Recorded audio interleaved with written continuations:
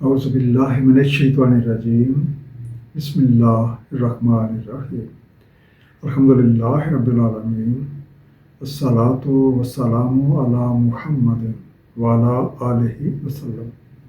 انشاءاللہ آج ہم سورہ قصص کے 7ویں رکوع کا مطالعہ کریں گے۔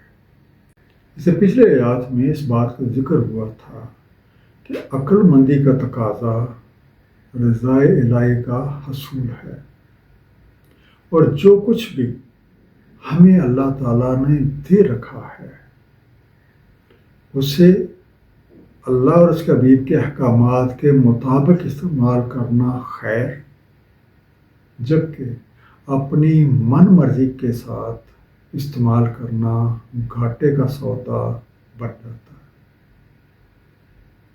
اس دعا کے ساتھ کہ اللہ تعالیٰ اپنے حبیب نبی پاک صلی اللہ علیہ وسلم کے طفیل ہم سب کو قرآن کریم کا صحیح مفہوم عطا فرمائیں۔ آئیے مطالعہ قرآن کا آغاز کرتے ہیں۔ سورہ قصص رکوع نمبر 7۔ بسم اللہ الرحمن الرحیم۔ أَفَمَنْ وَعَدْنَاهُ وَعْدًا حَسَنًا فَهُوَ لَاقِيهِ، تو کیا جس کو ہم نے وعدہ دیا ایک اچھا وعدہ پس وہ اسے پانے والا ہو۔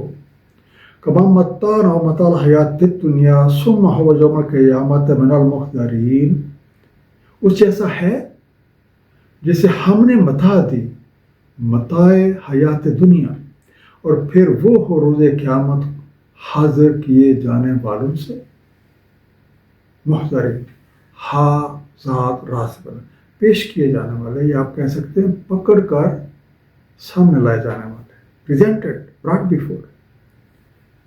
جب دونوں طرزیں ہی مختلف ہیں تو دونوں طرزوں کا انجام بھی مختلف ہے۔ جن لوگوں نے عقل مندی کے تقاضے نبھائے اور اپنی زندگیوں کو اللہ تعالیٰ کی رضا کے حصول کے لیے صرف کیا تو وہ اس کے وعدوں کے مطابق اچھا صلہ پاتے ہیں، جبکہ متاع دنیا کو سب کچھ سمجھ کر ان میں مست رہنے والے اور اسے اپنی مرضی کے مطابق استعمال کرنے والوں کو پکڑ کر اللہ کے حضور پیش کیا جاتا ہے۔ وَيَوْمَ يُنَادِيهِمْ فَيَقُولُ أَيْنَ شُرَكَائِيَ الَّذِينَ كُنتُمْ تَزْعُمُونَ، اور جس روز وہ ان کا ندا کرتا ہے تو کہتا ہے کہاں میرے وہ شریک جن کا تمہیں زعم تھا۔ تزعمون زا عین میم سے بنا، جتاتے تھے، ضامن بتاتے تھے۔ اب پکڑ کر پیش کیے جانے والوں سے پوچھا جاتا ہے کہ بتاؤ تو صحیح وہ کون ہیں جن پہ تکیہ کر کے تم نے ساری زندگی اللہ تعالیٰ کے حصول کی بجائے اپنی من مرضی کے تحت گزاری۔ انہی الفاظ میں یہ بات اسی سورہ کی آیت نمبر 74 میں بیان کی گئی ہے۔ قال الذین حق علیہم القول، کہتے وہ جن پہ قول ثابت ہو چکا، ربنا ہؤلاء الذین اغوینا اغوینہم کما اغوینا، یہ ہیں وہ جن کو ہم نے اغوا کیا، ہم نے انہیں اغوا کیا جیسے ہم خود اغوا ہوئے۔ تبرنا الیک ما کانوا ایانا یعبدون، ہم برات کا اظہار کرتے ہیں آپ کے حضور، نہیں کرتے تھے یہ ہماری بندگی۔ اب ورنہ غین واو جا سے بنا، ہم نے ٹھیک راستے سے بھٹکا دیا۔ یہ مثل ہے اب وہ لوگ جن پہ بات کی حقیقت ثابت ہو چکی ہے اور انہیں اپنے انجام کے بارے معلوم ہو چکا ہے، وہ کہتے ہیں یہ لوگ تو اپنی خواہشوں کے پجاری تھے، ہمارا ان سے کوئی لینا دینا نہیں ہے۔ وَقِيلَ ادْعُوا شُرَكَاءَكُمْ فَدَعَوْهُمْ، اور کہا جاتا ہے بلاؤ اپنے شریکوں کو، تو وہ انہیں بلاتے ہیں۔ وَلَمْ يَسْتَجِيبُوا لَهُمْ وَرَأَوْا الْعَذَابَ، بس وہ نہیں استجابت کر سکتے ان کی اور یہ دیکھ لیتے ہیں عذاب۔ لو انہم کانوا یہتدون، کاش وہ ہدایت پائے ہوتے۔ اب خواہشات کے پجاریوں سے کہا جائے گا کہ اپنے شریکوں کو بلاؤ. اب وہ لوگ انہیں آوازیں دیں گے لیکن ان کے شریک ان کی کسی بات کا نہ تو جواب دیتے ہیں اور نہ ان کے کسی کام آ سکتے ہیں. اسی حقیقت کا اظہار سورہ سبا کی آیت نمبر 22 میں بھی ہوا ہے. کہتے ہیں پکارو جن کا زم رکھتے ہو بجائے اللہ تعالیٰ کے، نہیں وہ اختیار رکھتے ذرہ بھر کا آسمانوں میں اور نہ زمین میں، اور نہ ہے ان کی اس میں کوئی شراکت اور نہ ہے اس کا ان میں سے کوئی پشتنا. اب کیا یہ اچھا ہو کہ ایسا وقت آنے سے پہلے ہم سنبھل جائیں. وَيَوْمَ يُنَادِيهِمْ فَيَقُولُ مَاذَا أَجَبْتُمُ الْمُرْسَلِينَ، اور جس روز وہ ندا کرتا ہے انہیں تو فرماتا ہے کیا جواب دیا تم نے رسولوں کو. فَعَمِيَتْ عَلَيْهِمُ الْأَنْبَاءُ يَوْمَئِذٍ فَهُمْ لَا يَتَسَاءَلُونَ، بس اندھی پڑ جاتی ہیں ان پہ باتیں اس روز، بس وہ نہ سوال کر سکیں گے ایک دوسرے سے.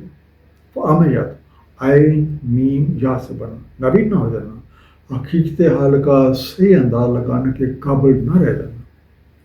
اب پیش کیے جانے والوں سے مزید پوچھا جائے گا کہ ذرا یہ بتاؤ کہ جب ہمارے رسول تمہارے پاس پیغام حق لے کر آئے تو تم نے ان کے بتایا پر کس حد تک عمل کیا. یہ سن کر ان کی سٹی گم ہو جائے گی، ذہن موف ہو کر رہ جائے گا اور وہ کوئی بھی جواب نہ دے سکیں گے. اور جواب دیں تو کیسے؟ انہوں نے رسول کی تعلیمات کے بجائے اپنی زندگی اپنی مرضی کے تحت بسر کی تھی. یہ دونوں آیات مرنے کے بعد کی زندگی سے متعلق ہے. فَأَمَّا مَنْ تَابَ وَآمَنَ وَعَمِلَ صَالِحًا، پس جو توبہ کرے اور ایمان لے آئے اور صالح اعمال کرے، وَعَسَىٰ أَن يَكُونَ مِنَ الْمُفْلِحِينَ، تو ہو سکتا ہے کہ ہو جائے فلاح پانے والوں میں سے. البتہ خطا کاروں میں سے جو کوئی توبہ کر لیتا ہے اور اسے اس بات کا یقین ہو جاتا ہے کہ جو بھی مشکلات اسے پیش آ رہی ہیں وہ اس کا اپنا ہی کیا دھرا ہے اور وہ اپنی طرز زندگی کو رب کریم کی رضا کے مطابق ڈھالنے اور صالح اعمال کرنے لگ جاتا ہے تو کامیاب ہو سکتا ہے. سورہ فرقان آیت نمبر 70 میں ارشاد ہے مگر جو کوئی تائب ہو جائے اور ایمان لے آئے اور صالح اعمال کرے تو یہ ہیں بدل دیتا ہے اللہ تعالیٰ جن کی برائیاں اچھائیوں سے، اور اللہ تعالیٰ مغفرت فرمانے والا رحم فرمانے والا ہے. وَرَبُّكَ يَخْلُقُ مَا يَشَاءُ وَيَخْتَارُ، اور آپ کا رب تخلیق کرتا ہے جو چاہے اور چھانٹ لیتا ہے. مَا كَانَ لَهُمُ الْخِيَارَةُ، نہیں ہے ان کے لیے پسند کا اختیار. سبحان اللہ وتعالی عما یشرکون، پاک ہے اللہ تعالیٰ اور اعلیٰ و بالا اس سے جو شرک یہ کرتے ہیں. وَرَبُّكَ يَعْلَمُ مَا تُكِنُّ صُدُورُهُمْ وَمَا يُعْلِنُونَ، اور آپ کا رب علم رکھتا ہے جو چھپاتے ہیں ان کے سینے اور جو وہ اعلانیہ کرتے ہیں. یختار خا یا راس بنا، دوسری چیزوں سے بہتر کو حاصل کر لینا. سب اختیارات اللہ تعالیٰ کے پاس ہے اور وہ مخلوقات کی ہر حرکت اور ان کی سوچ سے بھی واقف ہے. وَهُوَ اللَّهُ لَا إِلَٰهَ إِلَّا هُوَ، وہی اللہ تعالیٰ ہے، نہیں کوئی الہ مگر وہی. لَهُ الْحَمْدُ فِي الْأُولَىٰ وَالْآخِرَةِ، اسی کے لیے حمد ہے پہلوں اور ان کے پیچھے آنے والوں میں. وَلَهُ الْحُكْمُ وَإِلَيْهِ تُرْجَعُونَ، اور اسی کا حکم ہے اور اسی کی طرف تم لوٹائے جاتے ہو.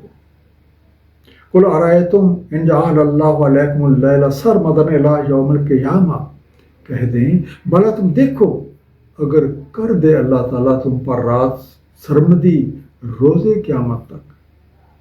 من الہ غیر اللہ یاتیکم بضیاء افلا تسمعون، ہے کوئی الہ بغیر اللہ تعالیٰ کے جو لا دے تمہیں روشنی، تو کیا تم سنتے نہیں؟ سرمدن سین را میم دال سے بنا، لگاتار مسلسل. بتجا ان ذات واو الف سے بنا، درخشانی، تابانی، روشنی. اللہ تعالیٰ ہی رب ہے، سب کچھ انہی کا ہے، اور یہ کائنات انہی کے بنائے ہوئے قوانین کے مطابق چل رہی ہے. اس لیے ہر طرح کی تعریف اور شکر گزاری کی اصل حقدار بھی آج سے پہلے بھی، آج بھی، اور تمام آنے والے ادوار میں بھی انہی کی ذات ہے. ان کے بنائے ہوئے قوانین کے مطابق ہر چیز ان کی طرف سے آتی ہے، اپنا مظاہرہ پیش کر کے واپس انہی کی طرف لوٹ جاتی ہے.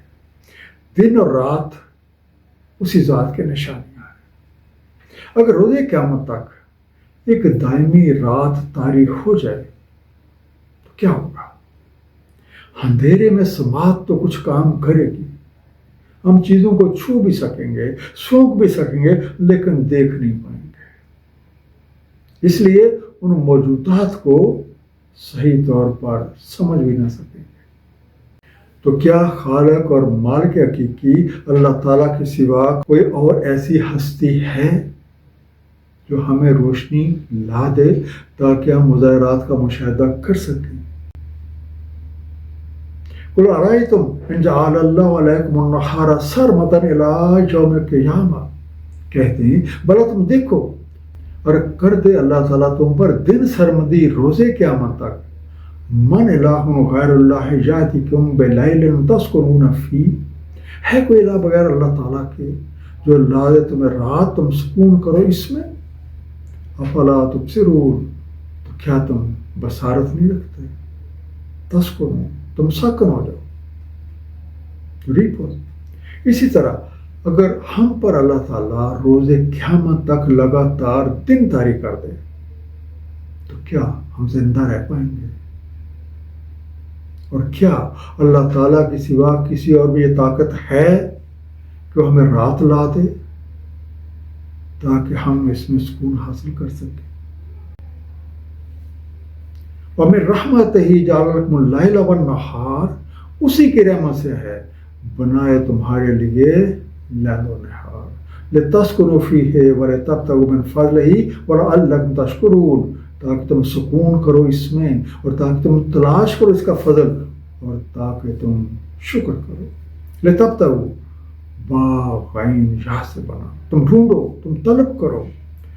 لیل و نہار زندگی کے دو رخ ہیں، اور ہماری ساری زندگی انہی کے عدل بدل سے عبارت ہے. اس لیل و نہار کو دن اور رات کہیں، جگہ پر شہود کہیں، زندگی اور موت کہیں، بات اپنے اپنے سمجھ کی ہے. ہر چیز کا ایک مقصد ہے. جہاں رات کا مقصد ساکن ہو جانا ہے، وہیں دن کا مقصد اللہ تعالیٰ کا فضل تلاش کرنا اور شکر گزاری ہے. سورہ مومن آیہ نمبر 61 میں ارشاد ہے، اللہ تعالیٰ ہے جس نے بنا دی تمہارے لیے رات تاکہ تم سکون کرو اس میں، اور دن دیکھنے کو. بے شک اللہ تعالیٰ ہے فضل فرمانے والا لوگوں پر، لیکن اکثر لوگ شکر گزار نہیں ہیں. وَيَوْمَ يُنَادِيهِمْ فَيَقُولُ أَيْنَ شُرَكَائِيَ الَّذِينَ كُنتُمْ تَزْعُمُونَ، اور جس روز وہ ندا کرتا ہے انہیں تو فرماتا ہے کہاں ہیں میرے وہ شریک جن کا تمہیں زوم تھا. وَنَزَعْنَا مِن كُلِّ أُمَّةٍ شَهِيدًا فَقُلْنَا هَاتُوا بُرْهَانَكُمْ، اور ہم نکالتے ہیں ہر امت میں سے ایک گواہ، تو ہم کہتے ہیں لاؤ اپنی برہان. وَعَلِمُوا أَنَّ الْحَقَّ لِلَّهِ وَضَلَّ عَنْهُمْ مَا كَانُوا يَفْتَرُونَ، تو انہیں علم ہو جاتا ہے کہ حق اللہ تعالیٰ ہی کا ہے، اور کھو جاتا ہے ان سے وہ افطرا جو وہ کرتے تھے. نزانا، نون زا عین سے بنا، نکال لیں. موت زندگی کا کھیل نہ جانے کب سے جاری و ساری ہے. اسی طرح ہماری دنیا میں خیر اور شر کی کشمکش بھی اپنی پوری شد و مت کے ساتھ چل رہی ہے. مرنے کے بعد ہر کوئی رب کریم کا حضور اپنے اعمال کے حساب کے لیے پیش ہو جاتا ہے۔